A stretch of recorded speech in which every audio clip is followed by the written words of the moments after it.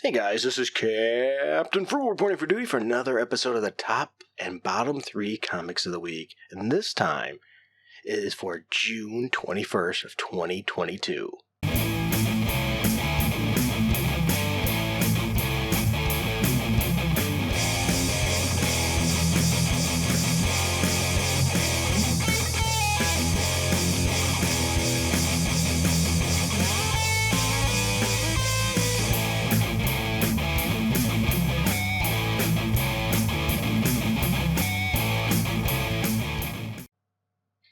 Alright, jumping right in, I'm going to say I've read a good chunk of comic books, but once again, I can't read them all due to money and time restraints, so I read what I can, and on top of that, I try to go for comics that I think have potential and ones that I'll enjoy. I don't seek out ones that I think are going to be bad, so keep that in mind.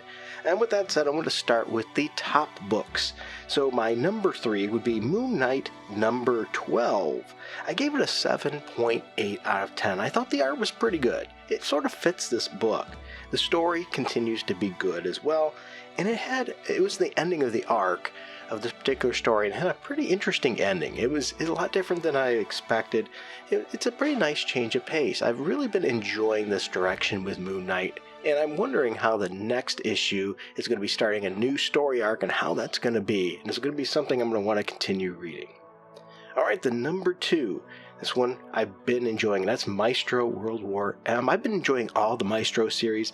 This is issue number 4 of that series, and I gave it an 8 out of 10. The art continues to be good in this series. The story is action-packed in this particular issue, and I really want to read the next issue. I'm really liking this Doctor Doom angle with it, too, and I don't want to see Doctor Doom lose. I hate to say that, but I like the story. I would like to see this continue in other mini stories with a continuous battle, because Doctor Doom is too smart to really go head-to-head again with the Maestro after what happened previously. I'm really enjoying this series, and if you haven't been picking it up, I strongly suggest you go back and pick up all issue 1, 2, 3, as well as the previous mini-series as well. I wish they'd just make this an ongoing series. It's been that good.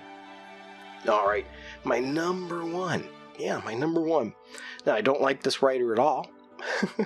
I think he's a dick, so this says a lot. My number 1 is Batman and Superman, World's Finest, number 4. Once again, that's Batman and Superman, World's Finest, number 4, and I gave it an 8.2 out of 10. I'm really enjoying this throwback style of series.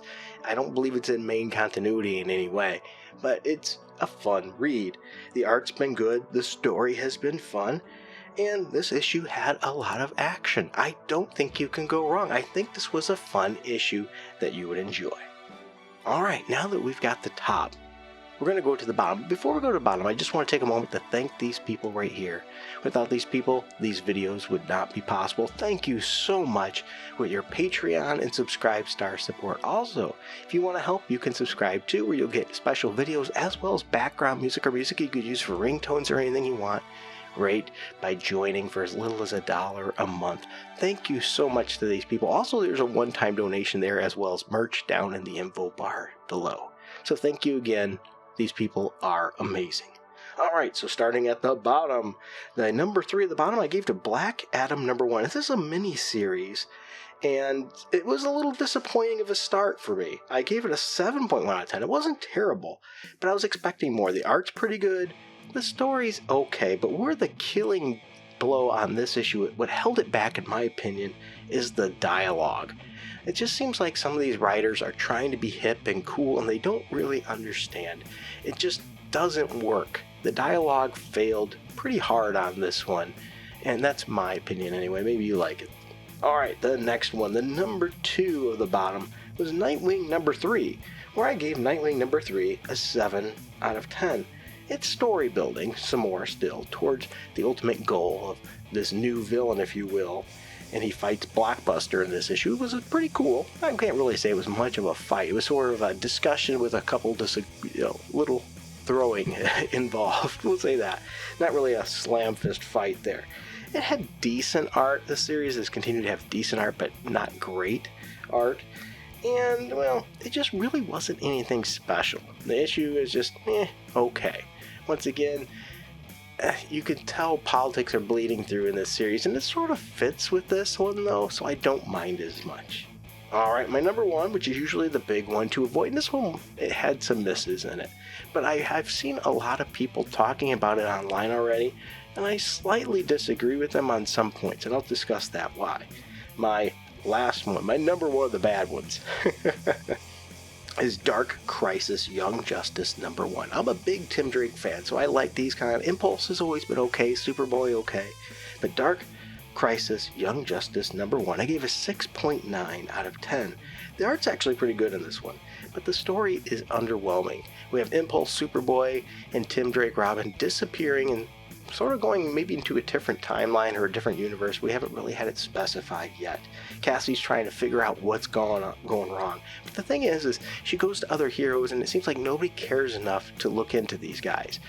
Doesn't really make a lot of sense. I know they're busy with the whole Justice League gone and everything, but once again, they're heroes and these are people they care about, but they didn't really show that care. It just didn't quite measure up there.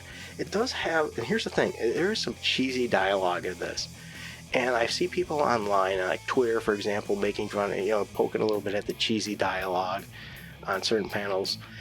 And I have to say, if you've read Young Justice, the original series, it sort of fits. Their dialogue was different in that. It was them trying to be cool and hip for the 90s, and it's sort of like trying to bring that back today. So I don't like the dialogue a lot, and that does hit it a little bit. I can understand it and why it's different, because it's matching the original. Now, I did read some other issues, so I'm going to go over those real quick, the ones that didn't fall in the top and the bottom. Amazing Spider-Man number 4, I gave a 7.2 out of 10. I thought it had a lot of action, had a good pace, and the art was okay. Punisher War Journal Blitz number 1, I gave a 7.3 out of 10. It was a nice, self-contained story. It was brutal at times, and it had pretty decent art in it, too. But some panels were a little bit, but for the majority, it was pretty good. I also read Aquaman in the Flash, Void Song number 1. I gave a 7.4 out of 10. I thought it was a fun story. It was a pretty good start. And I'm going to read the next issue. I want to see what's going on from here and what's next. So, not bad, and the art was pretty good too. Let's see. Oh, Flash. I read Flash number 783, which I gave a 7.3 out of 10. I thought the art was good. It's an interesting story, but I can really do with less of the multiverse stuff, which is funny because it's even mentioned in this issue about getting tired of multiverse stuff. Hey, get a newsflash, so are some of us. I mean, maybe I'm the only one, but I mean, we're drawn from that well so much now. It's ridiculous. I do find it interesting now that the Flash family all has powers. Don't know if I like it in general, but I'm interested. I'm interested to see where it's gonna go. I don't hate it, we'll put it that way. There we have it. Those are the comic books I've read this week. Let me know what I should have read, what I missed, and maybe if I dodged a bullet by a real stinker. I know there's some I probably should be trying out, like Catwoman and things. I might get to there eventually, but once again, there's only so many hours in a day and so much time. So thank you for watching, and until next time, keep it frugal.